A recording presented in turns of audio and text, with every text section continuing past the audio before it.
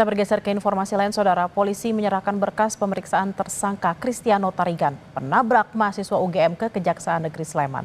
Polisi juga mengungkap Kristiano tidak melakukan upaya pengereman untuk menghindari kecelakaan. Kini fakta hukum akan diungkap menunggu persidangan digelar. Perjuangan saya sudah dimulai dari sejak kelas 9 SMP. Proses hukum kasus kecelakaan yang menewaskan mahasiswa Fakultas Hukum UGM, Argo Eriko, masih bergulir. Dari hasil pemeriksaan tersangka Kristiano Tarigan, polisi menyebut Kristiano menabrak Argo karena faktor kelelahan sehingga tidak konsentrasi saat berkendara. Polisi juga mengungkap Kristiano tidak melakukan upaya pengereman untuk menghindari kecelakaan. Polisi telah merampukan berkas perkara Kristiano dan diserahkan ke Kejaksaan Negeri Sleman pada 2 Juni lalu. Kini proses persidangan menunggu pihak kejaksaan menyatakan lengkap pada berkas perkara Kristiano. SPDP terkait laka lantas sudah kita terima di tanggal 28 Mei 2025. Terus yang langkah selanjutnya yang dilakukan oleh kejaksaan apa? Langkah selanjutnya ini berkas perkara juga sudah dikirim hari ini tanggal 2 Juni 2025.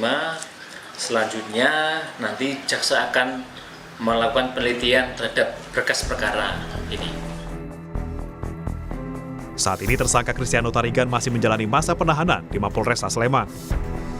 Ia ditahan usai ditetapkan sebagai tersangka pada 27 Mei 2025. Sementara itu, kuasa hukum Argo Eriko menanggapi permintaan maaf dari ayah Kristiano Tarigan. Menurut pihak kuasa hukum, keluarga korban sedang dalam keadaan trauma. Terkait adanya unsur kelelahan yang dialami oleh penabrak mahasiswa UGM di Yogyakarta, pihak pengacara berharap kepada pihak penyidik melakukan pemeriksaan mendalam. Ya, satu saya kira permintaan maaf itu secara di publik sudah kita tahu semua. Kemudian apakah kemudian keluarga memang sampai saat ini memang masih menenangkan diri untuk itu harus kita hormati karena bagaimanapun juga trauma itu tidak bisa selesai 1-2 hari, seminggu, 2 minggu tidak bisa seperti itu.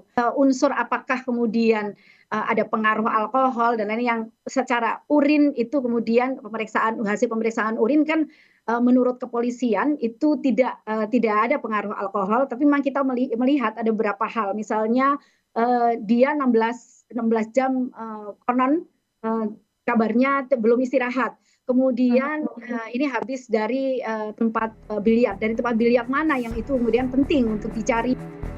Perjuangan saya sudah dimulai. Pihak keluarga Argo Eriko telah menyerahkan sepenuhnya proses hukum kepada polisi dan meminta agar polisi tetap transparan dalam proses penyidikan kasus kecelakaan lalu lintas yang menewaskan Argo. Kasus kecelakaan yang menewaskan Argo ini berbuntut panjang. Tidak hanya menjerat Kristiano sebagai penabrak, namun juga menyeret pihak lain yang diduga ikut terlibat dalam kasus penggantian plat nomor palsu mobil milik Kristiano. Tim Liputan Kompas TV.